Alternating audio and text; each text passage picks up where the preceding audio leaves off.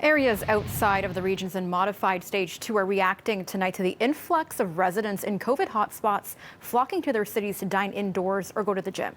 One restaurant owner in Stratford says she will now be barring anyone from out of town from dining in at any one of her restaurants. These days, we're restricting back down the availability of dining inside our restaurants to a more local radius.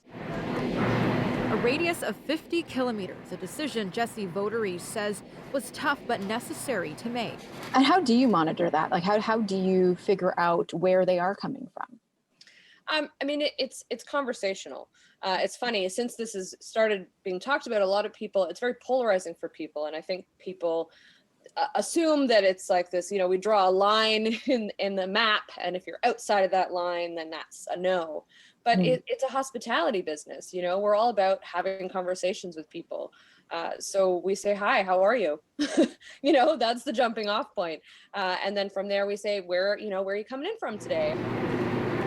Votary manages for restaurants under the Ramshackle umbrella. She first introduced the policy when restaurants reopened in June, but dialed it back as COVID cases decreased. But now, as the province reintroduces tighter restrictions in Toronto, York, and Peel, she says it's time to reinforce the rule again. So let's say you get a couple from Toronto that come in. How would you proceed from there? If they're walking in, it's a no. So for you to just walk up to the door, you have to be within kind of that radius. I mean, if you're like 54 kilometers, if you're from Kitchener-Waterloo or London or somewhere, in the northern side of our city, that's a little bit beyond the 50, we're probably going to make exceptions a la minute, but we really encourage people to call ahead these days. And this all comes down to safety at the end of the day, right? That's exactly it. And it's a funny thing because we can't guarantee safety.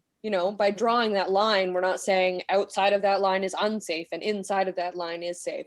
But as with everything in life, it's about mitigating risk.